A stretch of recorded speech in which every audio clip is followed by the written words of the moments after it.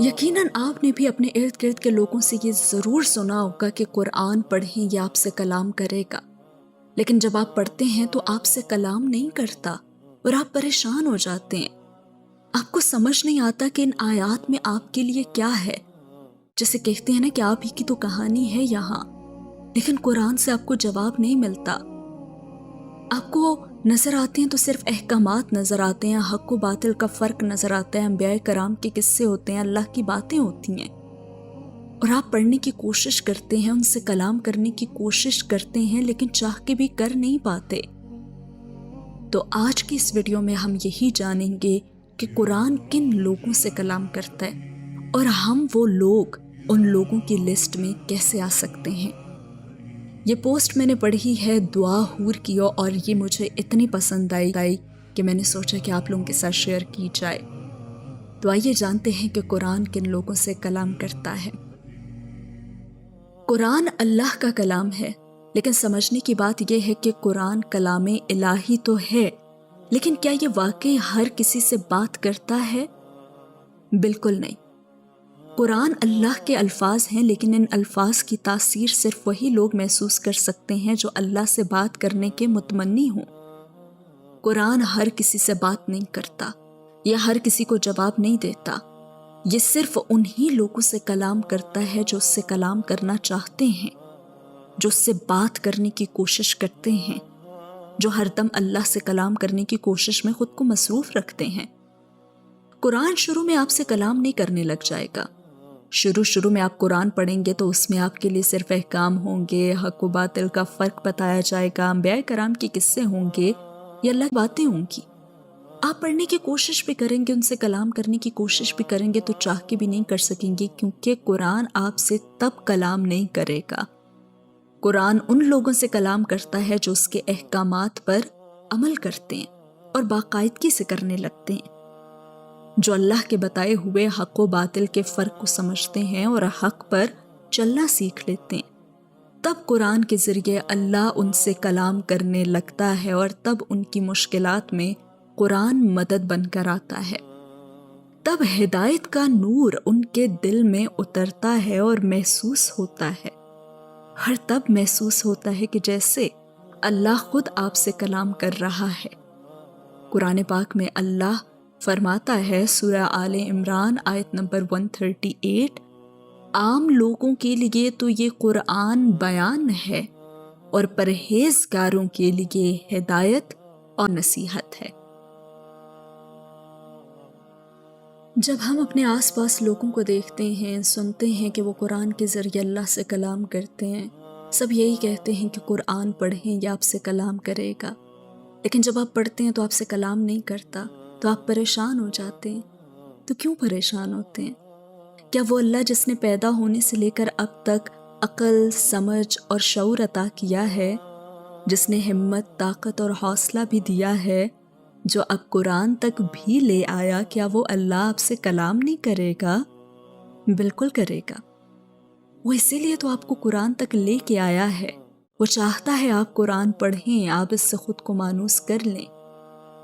جو وہ کہہ رہا ہے بے شک آپ محسوس نہیں کر رہے اللہ کی قربت اس لمحے، لیکن وہ جو ڈائریکشن دے رہا ہے اس پر چلتے جائیں، وہ خاموشی سے آپ کا ہاتھ پکڑ کے اللہ کے پاس لے جائے گا۔ قرآن تو اللہ کی رسی ہے نا، اس کو تھام تو لیں، تھامیں گے تبھی تو اللہ ملے گا۔ قرآن بار بار ابھی صرف احکامات پر ہی کیوں زور دے رہا ہے؟ کیونکہ جب تک آپ قرآن کے مطابق خود کو ڈھال نہیں لیں گے تو رسی ہاتھوں میں محسوس کیسے ہوگی؟ اس کو محسوس کرنا ہے تو پھر اس رسی کا خود کو اہل بھی تو بنانا ہوگا نا۔ ابھی قرآن آپ کے لیے بیان ہے، آپ نے اس بیان کو سننا ہے، اس بیان پر عمل کرنا شروع کرنا ہے۔ ہاں مشکل ہے، ناممکن تو نہیں ہے نا۔ اور پتہ ہے جب آپ ان بیان کیے کہ احکامات کو قبول کر لیتے ہیں اور پھر ان پر ایمان لے آتے ہیں اور آہستہ آہستہ ان کے مطابق خود کو ڈھالنے لگتے ہیں نا، تو آپ اللہ کے قریب ہوتے جاتے ہیں۔ تب آہستہ آہستہ رسی اپنے ہاتھوں میں تھامی ہوئی نظر آنے لگ جاتی ہے۔ تب یوں لگتا ہے جیسے اللہ ڈائریکٹ آپ سے بات کر رہا ہے۔ وہ آپ کو نصیحت کر رہا ہے، اور اس کی نصیحت، اس کی ہدایت اگر مل جائے آپ کو تو آپ کو کچھ اور چاہیے کیا پھر؟ آپ کو تو سب مل گیا نا، تو اب بھی آپ کیوں بھاگ رہے ہیں دنیا کے پیچھے؟ جبکہ مل تو دنیا میں بھی کچھ نہیں رہا، تو پھر کیوں اتنی خواری؟ یہ اپنی انرجی کا اتنا نیگیٹو استعمال کیوں؟ اسی انرجی کو قرآن سیکھنے میں لگا لینا، اور اللہ کی رسی اگر ہاتھ آ گئی تو پھر بس آپ نے ایک بار رسی ہلانی ہے اور مدد حاضر ہو جانی ہے۔ آپ نے قرآن کو اپنی روزمرہ زندگی میں، قرآن کو بڑے آرام سے اور پیار سے اور احترام سے شامل کرنا ہے۔ قرآن پڑھنے کے بارے میں کچھ اہم ٹپس ہیں جو میرے بھی کام آئی ہیں، وہ میں آپ لوگوں کے ساتھ بھی شیئر کرنا چاہتی ہوں۔ آپ نے سب سے پہلے اپنے پورے دن کی روٹین سیٹ کرنی ہے، یعنی اپنے سونے کا ٹائم سیٹ کرنا ہے، اور آپ نے ہر کام کو بیلنس میں لے کرنا ہے۔ رات کو جلدی سونے اور صبح جلدی اٹھنے کی عادت بنانی ہے، یعنی آپ نے رات کو 10 بجے سے پہلے اپنے سارے کام کسی بھی طرح سے ختم کر لینے ہیں۔ 10 بجے بس آپ نے بیڈ پر ہونا ہے، اور ایسی عادت بنا لیں کہ بس 10 بجے ہی آپ کو نیند آنی شروع ہو جائے۔ بہتر ہے کہ آپ تہجد کے وقت اٹھنے کی بھی روٹین سیٹ کر لیں، اور تہجد پڑھنے کے بعد کچھ وقت قرآن پڑھیں، اسے سمجھیں، تفسیر پڑھیں۔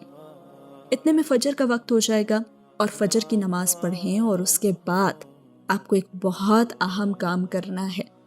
آپ نے اللہ کو خط لکھنا ہے۔ خط لکھنے کا بنیادی مقصد اپنے کسی عزیز کو اپنے حالات اور واقعات سے آگاہ کرنا ہوتا ہے نا، اور پھر اگلے کا جواب آتا ہے، پھر آپ جواب دیتے ہیں، اور یوں یہ سلسلہ چلتا رہتا ہے۔ آپ خط میں کوئی بھی بات لکھ سکتے ہیں، لیکن جو آپ لکھ رہے ہیں وہ اس پر منحصر ہے کہ مقابل سے آپ کا تعلق کیسا ہے۔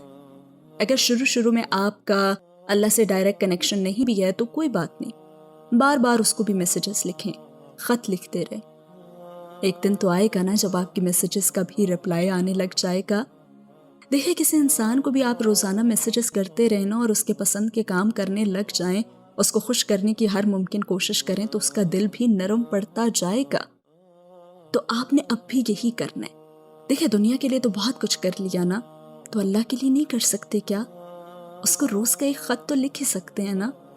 اللہ تعالیٰ کو خط لکھنے کا مطلب بھی یہی ہے کہ اپنے حالات اور واقعات کی اس کو بس خبر دینی ہے، اور پھر اس کے جواب کا منتظر ہونا ہے۔ اللہ کو خط لکھنے کا سب سے بہترین طریقہ قرآن جرنلنگ ہے۔ اور قرآن جرنلنگ کیسے کرتے ہیں؟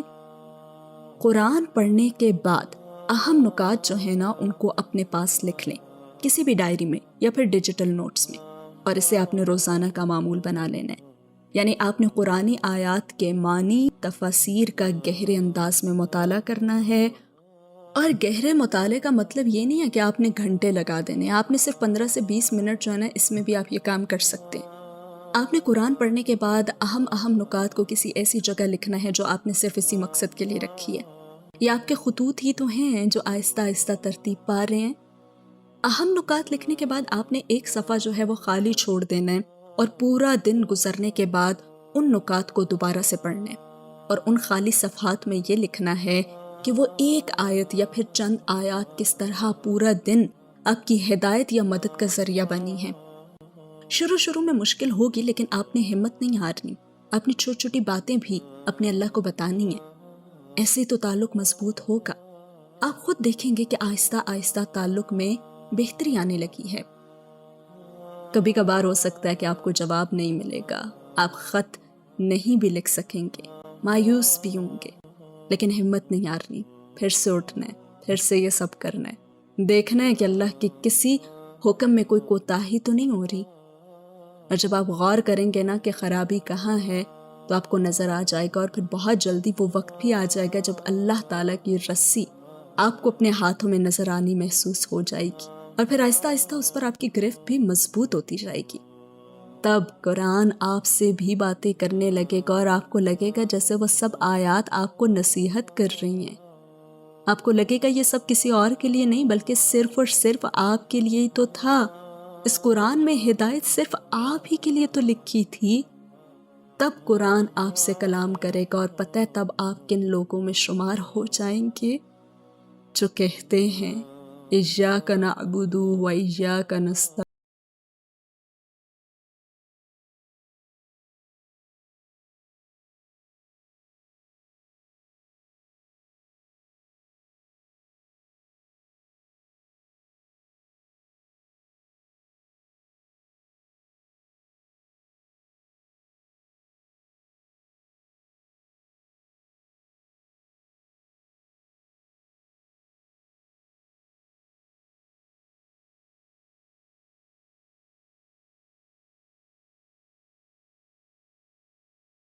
لکھنے یعنی قرآن جرنلنگ کا فائدہ یہ ہوگا کہ آپ کو اپنی پروگریس بھی نظر آئے گی. پھر جب کبھی آپ مایوس ہوں گے نا، تو آپ جب پڑھیں گے نا کہ آپ نے اللہ سے اس لمحے کیسے بات کی تھی، تو پھر آپ کو موٹیویشن ملے گی. بے شک اللہ البصیر ہے، السمیع ہے، وہ العلیم ہے، سب جانتا ہے. خط لکھنے کا مقصد آپ کی اپنی میموریز ہیں آپ کے اللہ کے ساتھ، جو آپ کو ہر لمحے اللہ سے تعلق کی یاد دہانی کرائیں گی. اس سے آپ کے بھٹکنے کے چانسز کم ہو جائیں گے. اللہ کو بے شک ان خطوط کی کوئی ضرورت نہیں ہے، ضرورت ہے تو آپ کو ہے. آپ کو اللہ سے بات کرنی ہے، آپ کو اسے خط لکھنے ہیں، آپ کو اپنا جذبہ اور اپنی جدوجہد دکھانی ہے اپنے اللہ کو. آپ کو اللہ سے اظہار محبت کرنا ہے، اور پتہ ہے پھر ان خطوں کے جواب بھی ملنا شروع ہو جاتے ہیں. قرآن ہی کے ذریعے پھر باقاعدہ خطوط کا تبادلہ ہوتا ہے. اللہ قرآن ہی کے ذریعے اپنی باتیں آپ کو بتاتا ہے، اور آپ اپنی باتیں اپنے خطوں کے ذریعے اس سے بتاتے ہیں. تو بتائیں اس سے زیادہ خالص کوئی تعلق ہو سکتا ہے کیا؟ کیسی لگی آج کی ویڈیو، اور اس پہ آپ عمل کرنے جا رہے ہیں یا کسی نے عمل کیا ہے تو ضرور بتائیے گا کامنٹ سیکشن میں. یہ خوبصورت پوسٹ ہے دعا حور کی، انہیں بھی ضرور فالو کیجیے گا. دعا میں یاد رکھیے گا. اللہ حافظ. نزعت أسرار قلبي وجئت ألقي أسى